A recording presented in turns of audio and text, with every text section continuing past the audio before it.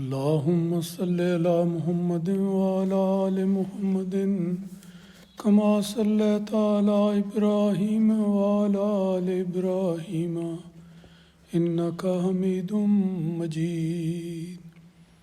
اللهم بارك على محمد وعلى آل محمد كما باركت على إبراهيم وعلى آل إبراهيم إنك حميد مجيد. احادیث کے درس کا سلسلہ جاری ہے. اللہ تعالیٰ کا ہم پر بڑا احسان ہے کہ ہمارے پیارے آقا حضرت محمد مصطفیٰ صلی اللہ علیہ وسلم نے قرآن مجید کی تعلیمات پر اور اپنے ارشادات پر مشتمل احادیث کا ایک ایسا زرعی مجموعہ ہمارے لیے چھوڑا ہے کہ اگر ہم ان باتوں کو توجہ سے سنیں، یاد رکھیں اور ان پر عمل کریں تو ہماری زندگی بہتر سے بہتر ہوتی چلی جاتی ہے. چون بظاہر کوئی کہہ سکتا ہے کہ چھوٹی چھوٹی باتیں ہیں، لیکن بات یہ ہے کہ ایک چھوٹی بات بھی بعض اوقات ایک انسان کے دل میں جس کی نیت نیک ہو ایک غیر معمولی تغیر پیدا کرتی ہے. اور یہی مثال ان ساری احادیث کا ہے جو اس رمضان میں بیان کی جا رہی ہے. آج کی حدیث کو دیکھتے ہیں. ایک حدیث کے الفاظ جو بخاری میں مذکور ہیں اس طرح پر ہیں کہ رسول خدا صلی اللہ علیہ وسلم نے فرمایا، خیرکم من تعلم القرآن وعلمہ. ترجمہ بڑا آسان، سادہ، عام فہم ہے کہ تم میں سے بہتر انسان وہی ہے جو قرآن مجید سیکھتا اور پھر اسے دوسروں کو سکھاتا ہے. دیکھیں کتنی پیاری نصیحت رسول پاک صلی اللہ علیہ وسلم نے سارے مسلمانوں کو فرمائی. اور آج عالم اسلام پر نظر اٹھا کر دیکھیں، نظر ڈال کر دیکھیں تو نظر آتا ہے کہ لوگ اس سنہری ہدایت کو اور نصیحت کو عملی طور پر بھول چکے ہیں. قرآن کی طرف ان کی توجہ نہیں، قرآن نہ پڑھنے کی، نہ پڑھانے کی، اور نہ قرآن کی تعلیمات پر عمل کرنے کی. لیکن رسول خدا صلی اللہ علیہ وسلم نے کتنے پیارے الفاظ میں مومنوں کو توجہ دلائی ہے کہ خیرکم، کہ تم میں سے بہتر انسان وہی ہے من تعلم القرآن وعلمہ، کہ جو قرآن مجید خود پڑھتا ہے، خود قرآن کا متعلم ہے، وعلمہ، اور دوسروں کو سکھاتا ہے، دوسروں کو پہنچاتا ہے، سمجھاتا ہے. تو اس میں دیکھیں اس پہلو سے ایک بڑی عظیم نصیحت کی گئی ہے کہ قرآن مجید خیر و برکت کا مجموعہ ہے، خزانہ ہے اللہ تعالیٰ کے فضلوں کا اور اس کی عنایات کا.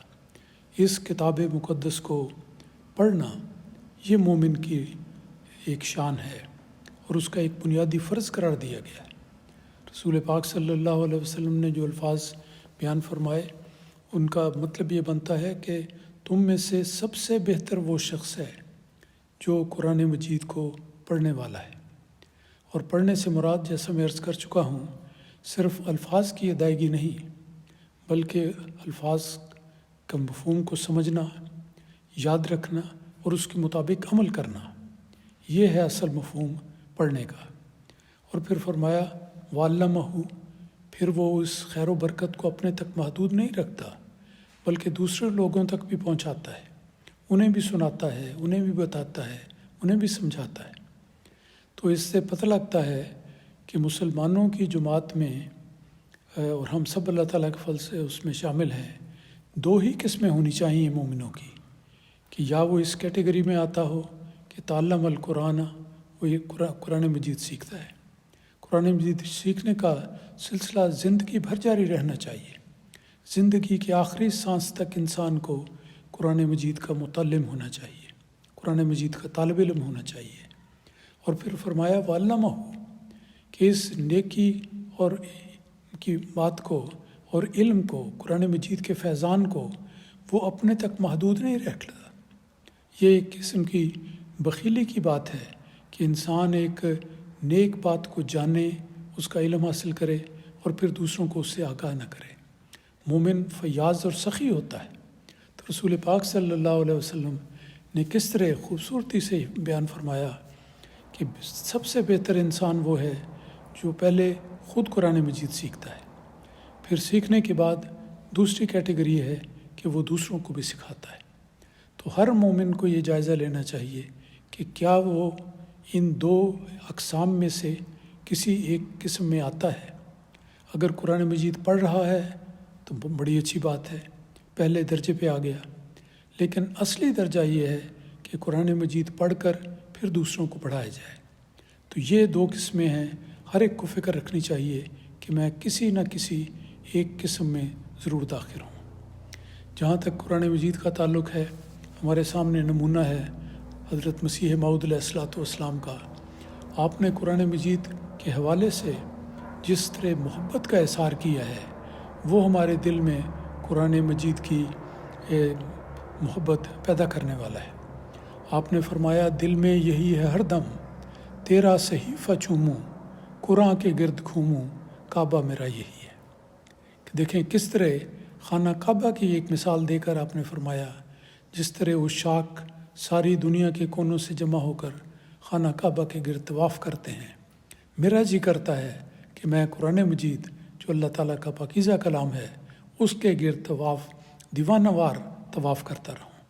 تو یہ کیفیت ہونی چاہیے ہر مومن کے دل کی، اور ہمیں دونوں اقسام میں سے ایک قسم میں لازمی طور پر داخل ہونا چاہیے کہ یا ہم قرآن مجید خود اس کا علم حاصل کر رہے ہیں، اور پھر اس علم حاصل کرنے کے بعد دوسرا مرحلہ ہے کہ دوسروں کو سکھا رہے ہیں۔ اگلی حدیث یہ ترمذی کی کتاب سے لی گئی ہے۔ اس کے الفاظ یہ ہیں کہ لا يرد القضاء الا الدعاء ولا يزيد في الامور الا البر۔ اس حدیث کا ترجمہ اس طرح پر ہے کہ رسول پاک صلی اللہ علیہ وسلم نے فرمایا کہ تقدیر کو دعا کے سوا کوئی چیز نہیں بدلتی۔ یعنی اگر انسان کے سر پر کوئی تقدیر شر معلق ہے اور اس کو کوئی حادثہ پیش آنے والا ہے، کوئی برائی ہے، کوئی دکھ ہے، کوئی تکلیف ہے، کسی قسم کا نقصان ہونے والا ہے، تو یہ قضاء و قدر جو اللہ تعالیٰ کی طرف سے آتی ہے، اس کو ٹالنے کا اور دور کرنے کا طریقہ کیا ہے؟ فرمایا دعا، اللہ تعالیٰ کے حضور دعا کی جائے۔ تقدیر کہاں سے آتی ہے؟ خدا کی طرف سے آتی ہے۔ تو جس خدا کی طرف سے تقدیر آتی ہے تو اسی خدا سے دعا کی جائے کہ اے خدا یہ بری تقدیر مجھ سے ٹال دے۔ تو فرمایا یہی طریقہ ہے۔ لوگ دم درود کرتے ہیں، بڑے لوگوں کے پیروں فقیروں کے پاس جاتے ہیں، چڑھاوے چڑھاتے ہیں، قبروں کے پاس جاتے ہیں، ان مردہ لوگوں سے کیا خیر ملے گی؟ خیر تو ملتی ہے اللہ تعالیٰ کی ذات سے جو زندہ اور حی و قیوم ہے اور ہر طاقت کا مالک ہے۔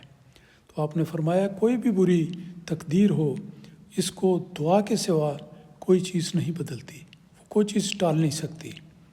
اور فرمایا کہ علت دعا، سوائے دعا کے، دعا کرو گے تو اللہ تعالیٰ بری تقدیر کو ٹال دے گا۔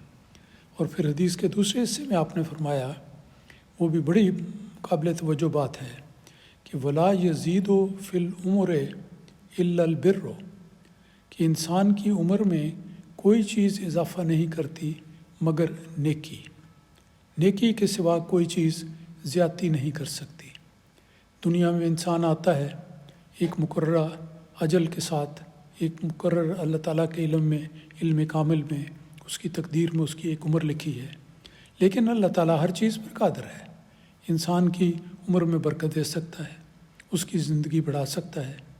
تو یہ اگر انسان نے اپنی عمر میں اضافہ چاہتا ہے اور چاہتا ہے کہ میں جلدی اس دنیا سے رخصت نہ ہوں، بلکہ مجھے نیک اعمال کرنے کے لیے اللہ تعالیٰ توفیق دیتا چلا جائے اور میری عمر زیادہ سے زیادہ ہو جائے، تو فرمایا اس کا طریقہ بھی سن لو۔ رسول پاک صلی اللہ علیہ وسلم فرماتے ہیں کہ تم نیکیاں اختیار کرو، جتنی نیکیاں اختیار کرو گے ہر نیکی کا ثواب ملے گا اس دنیا میں بھی، اور پھر اللہ تعالیٰ اس نیکی کا ثواب اس رنگ میں بھی تمہیں عطا کرے گا کہ تم نے ایک نیکی کی، اللہ تعالیٰ تمہاری عمر میں برکت دے گا، تمہیں مزید نیکیاں کرنے کی توفیق دے گا۔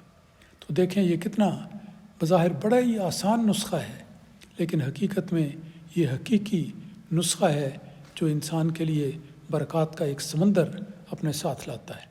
تو دوبارہ اگر اس بات پر غور کریں تو آپ نے فرمایا قضاء و قدر کو اگر کوئی چیز ٹال سکتی ہے تو وہ دعا ہے۔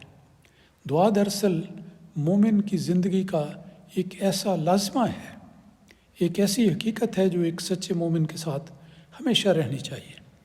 اور پھر اگر یہ خواہش ہو کہ انسان لمبی عمر پائے تو یہ بھی سچی خواہش ہے۔